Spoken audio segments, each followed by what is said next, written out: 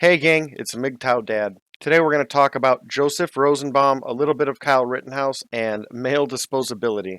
I have a script of sorts or notes kind of to keep me on track because this is going to be rambly if not, and it's going to be rambly regardless. So, before that, any of you who dislike this, please listen first, then let me know what you disagree with.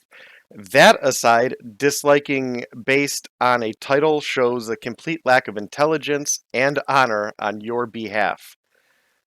And I'll tell you right now, to your face, you're a coward for doing so. That aside, I feel kind of awful right now. My back is jacked up and out of sorts. I had the girls up north this weekend. We did a lot of, well, I did a lot of walking. They did some too. And then the 4 hour drive up there and back is not good on my back. So it was an amazing time, and I can't wait to get back up there. But in the meantime, my life and my back, as you can see behind me, is a mess. Now, this is going to be the most uncomfortable and unpopular statement, arguably, in the entire Rittenhouse Kenosha self-defense incident. But the end result is that there were no heroes, there were only victims. What makes a hero is not the outcome, not if he or she is remembered, because if you leap into a fire to save someone, and if you do or if you do not, and you die trying, and no one ever knows, but you have someone on the other side of the world do the same thing, but it happens to be filmed and people see it, and that person is remembered, is one of those acts any more or less heroic than the other if the only difference is the people who saw it and the remembrance? What makes a hero is what happens after the outcome, and while Kyle Rittenhouse acted heroically and as he should have, the end result does not make him a hero, it makes him a victim. Before all of this, and ending with the moment that Joseph Rosenbaum died, he too was a victim. And I want to unpack the Rosenbaum aspect about how he's a victim in all of this. But not a victim of Kyle Rittenhouse, to be clear. He is just a victim. Some will see him as a victim of nothing at all, and they're not wrong, but it doesn't make them right. Rosenbaum was a pedophile. For context, I was the victim of a sexual crime growing up. Again, this is the part where I need to write because it's difficult.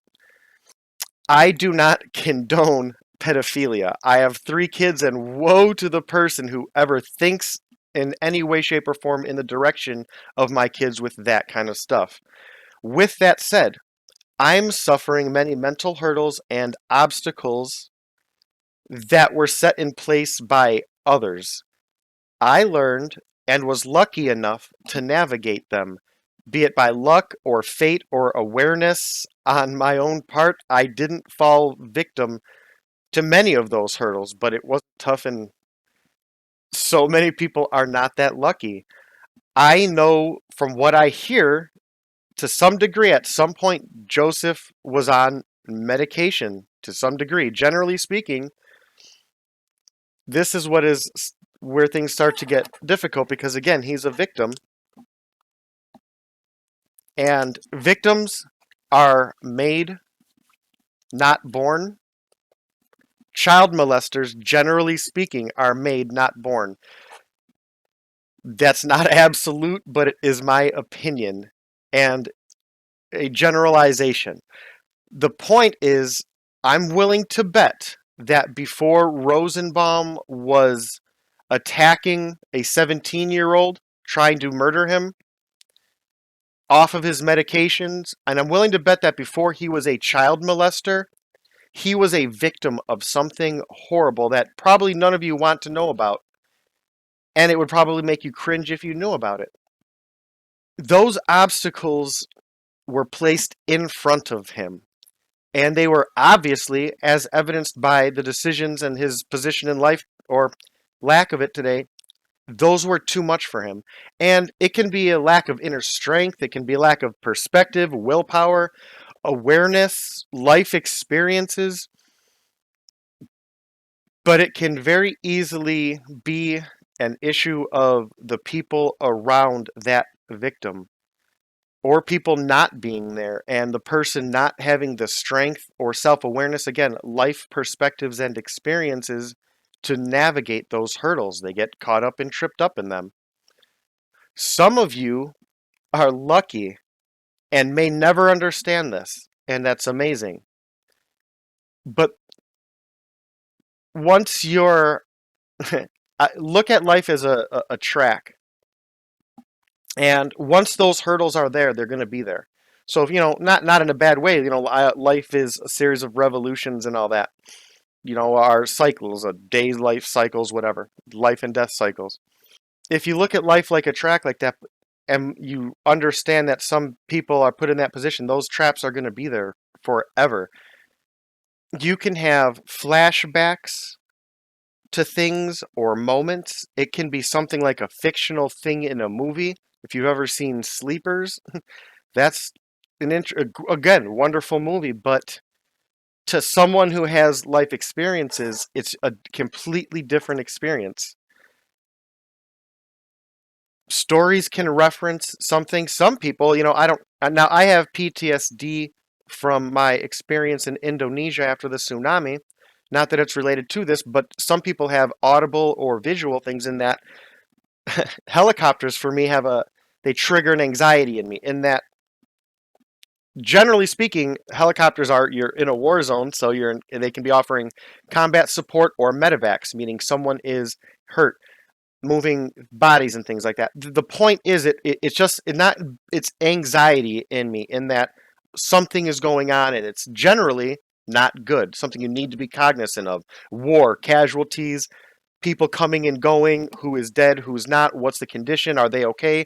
Then, well, if we have three people, we have to prioritize who's going, which again, at that point, you're playing with people's lives. And those are the hurdles and obstacles that you navigate all your life at it. You get better at it, or you start getting you don't navigate it well, you get tripped up. Those are the hurdles and obstacles. Again, when you have people throw those things into your life at early ages or impactful moments, it is what it is.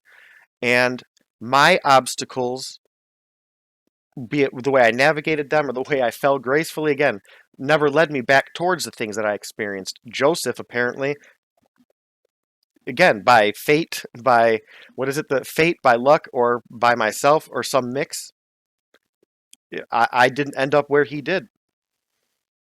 When I look back, this is where things start to get really awkward for me, because I can't really say, and this is, I'm always fascinated and ask people about kind of in general how and why they made it to where they are today, and because it amazes me how sometimes you could have two people on parallel paths and then just they end up different, and it's easy to say at the end that, yeah, it's obvious that there's a difference, but why didn't they both go that way? Why didn't they both go that way? Why didn't they both go that way? Why didn't they do, I don't know. But again, it's not that, when you have people that are, I'm trying to stay on camera, sorry, people that are already this far and they stray, but again, it's just you have people that are here and end up miles and universes apart. That kind of stuff very much intrigues me. And so I can't really look back and say that some person, save my mother, ever really looked out for me. And she's passed now, and she never knew about the incidents that I'm kind of talking about prior or above, depending on what I'm reading or talking about. But I can look back and see many points that between all this and a myriad of other ways, and caltrops being thrown in my life, and traps, objects, hurdles, I don't know how or why I made it, and people like Joseph didn't, or vice versa. I don't think I'm some super aware or super person. He's not a worse person than me, because at least, objectively and subjectively, because, again, now this is an interesting mix, because it's that mix between at what point do you start to say it's not my fault and pretend you're a victim, because again, it's a very difficult thing for me to navigate, because I want to be hard on people and say, well, I did it, but I know it wasn't easy, and I know people personally, and I'm sure you read books, know famous people who have themselves, historically fallen or know people who have fallen or learned from people falling and grown from it. It's why. I can't recall the exact context, but I was talking with someone about the fact that we often wait for the right time, we wait for the right place, the right situation, we wait for the right context, we wait for the right emotional state, we wait for the right way to say it when it comes to mind, but what we often do is nothing but wait. And I encourage people to confront and provoke each other and one another if it's for good. It doesn't have to be easy. It just, you do it. Asking these things and bringing them up to people is hard, but becoming good at anything is and should be hard, at least in the form of repetition, muscle memory, gathering experiences, learning perspectives, learning a trade or a craft. It's not something that you can be born into a path, but you don't know the path or where it's going to go. But in some of these talks, it had me wondering directly in regard to my past with sexual trauma or whatever you want to call it, abusive father, mental health, and past and present. I don't really remember too many people, again, besides my mom, generally and genuinely asking about anything besides like a casual what's up, what's going on, how have things been going, not imploring or seeking, or in cases where in case it's not clear, I'm a talker and I can be quite candid. So at some point, as I think back to these crossroads, I could have been in so many different microcosmic situations or different paths or different fates, whatever you want to use, to be pigeonholed in by way of my own actions in reactions to other hurdles. And then I just think, what if someone had not took resistance or hesitance or deflection from Joseph as a final reason to leave him be? What if people showed him support and tried to help him, put aside the fact that it's hard and it's not easy, and tried? And people will say how and why and how, who's why, and again, because if you can stomach doing that, you may have saved people from dying in Kenosha that night. You may have saved the crimes of him molesting kids. If you Let me get back to the script here. And now again, so for context, I don't condone crimes of sexual nature at all, let alone and least of all against kids, but I'm saying if you had a person who for the most of their life was a drug addict and abuser, and 15 years they spend struggling through that and eventually find through fate, through luck, or perhaps through self-awareness that they've attained, meeting new people and gaining life experience, maybe they've reached a completely new point in their life. 15 years of struggling prior to all the garbage before that. Again, trying to get away from it. Now they take their prescribed drugs, they seek their support, they get it. They do all that they can from that point forward, and at some point you have to stop looking at through the term justice through the lens of how can I make that person still suffer or hurt? What degree of suffering does that person need to feel for me personally to be happy? That's not justice. That's not virtuous. That's being vindictive. And this is a hard truth about the nature of broken men and broken women in this country. We have to stop seeking to punish them after the fact. At that point, there are victims, more victims than the original person. And if you can take those burdens on you, as tough and as controversial as they may seem, you can stop the suffering of others. It's hard. It's not always or often probably going to be rewarding. But again, I look back. If one person had ever said to me, let's say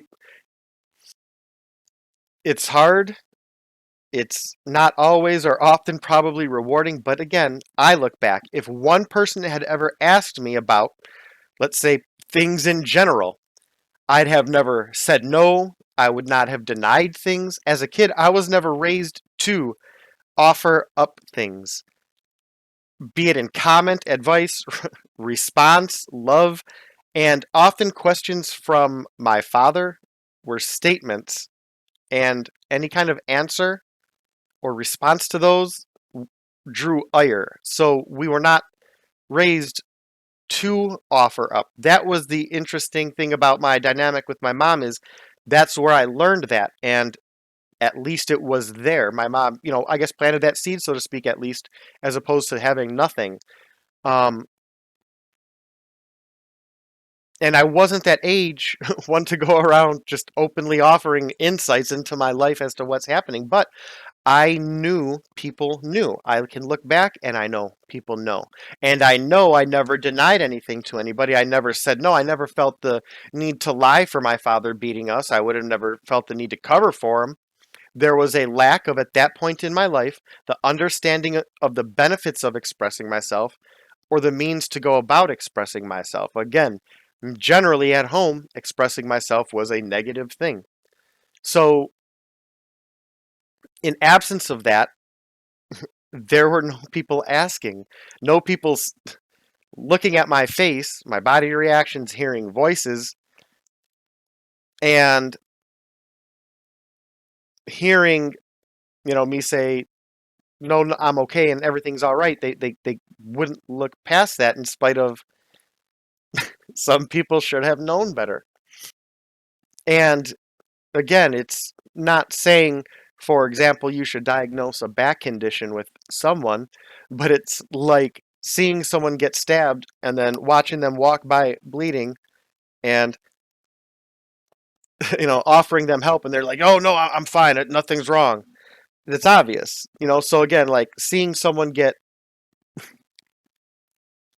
ha you know, again, I just feel awkward talking about it, but getting hit or getting berated or knowing the police were called to a domestic violence situation and then the next day just saying, "No, I'm okay." It should be kind of obvious that the 8-year-old's not okay, especially when he says that while he's crying or trying to walk away or won't look you in the eyes or has a bruise on his face. Those are usually indicators that something may be up. Now, with that said, this is the importance of self-awareness and self-accountability. I don't use my past as a reason, as a pass, as a way to condone things I do negatively. I try to assess them and use them as reasons to, again, guide my actions going forward. If I'm doing something out of anger, I want to address that. If I'm doing something out of positivity, I want to address that, be it promoting or encouraging or even limiting. Because again, positivity, love, um, emotional honesty, candidness, all of that can be detrimental to a degree if not checked. You have to, you can't go around blabbering everything. It can be very rude. And you can't you have to kind of just take everything in context. Not everything is good. Anger is not a negative thing. You could be angry at someone because they did something to anger you. Now again, that doesn't condone you acting out of or saying things out of anger. That means you should stop, think, and say, okay, now this person angered me, they did it, my anger is valid. Now, what's your situation? What's your goal in that situation? Is my goal to remedy the situation or to end the relationship? Because if I'm going to say things under the guise of, oh, I was trying to fix things, but I said that you're an awful human being and a detestable liar, it's kind of hard for you to hear someone call you an awful person, a detestable liar, and then say, oh, for my benefit. Because once someone thinks you're a liar, it's hard to wonder when they can believe you again. I feel like I've rambled on more or less enough, but those who love you and love you the most are willing to suffer for you. And I don't mean suffer a disadvantage or suffer a personal slight. I don't mean to suffer a blemish or inconvenience. I mean by the definition of suffer. Those who love you will suffer for you. They won't ask in return. There will be no expectations. It's just the way that you will do for those that you love. Some of you may not understand that. For me, it was a combination of Marines and my kids to get me, and again, a combination of, that's a whole nother story that brought me to the degree of love where you can stop looking past things like, if someone harmed you, how can I harm them back and what degree do I need to harm them? Instead of looking at it as, wow, that person did something so horrible, they may need help. It's easy for me to say things right now, but again, these are things that I think about, think back on, think forward to. My perspectives and my experiences have brought me here. When you have those people willing to suffer for you, learn everything you can from them, and likely, if they're willing to suffer for you, and you recognize that, you both likely have a lot to learn from each other, and that's a positive thing. Kyle Rittenhouse did nothing wrong. I'm not religious, and if you pray, pray for Kenosha, but my thoughts will be with those who will likely suffer in the name of the ignorant who are masquerading around pretending to be doing so in the name of justice. Take care. Remember that behind most crimes are victims, and that's not excusing it. But again, think about the amount of change. If we could, and again, I'm a person who enjoys metrics. If we could, through simply just inserting our care and our love and our desire to help and do good for others, if we could constantly push that onto people who we know need help, and if we could 5% of the time win, 5% of the time succeed, think about that's 5% less child molesters. So that's 5% less victims of that child molester. 5% less of the people who are condoning human trafficking, who think that's nothing wrong to take a person's kid away and sell it to someone into slavery in another country, and they'll never see their family again because that's the way they grew up and that's normalized to them. Think about if we 5% of school shooters, 5% of inner city shootings, if we could get rid of 5% of fathers abandoning their kids, if we could get rid of 5% of mothers using child support in the legal system over their husbands and ruining their lives, if we could stop 5% of those in jail for minor crimes that they could have stopped or major crimes, 5% of something starts to chip away. 5% means a lot if you're that victim. It may not always seem like something, but again, it's easy to say you're not willing to do that. And I hope you're never on the side or have to have a family member, a loved one, a friend, be the person who's going to be the one saying, hey, I wish you would have done what this weird guy on the internet said. I wouldn't have experienced these variety of things. Again, if you love someone, be willing to suffer for them. Cheers.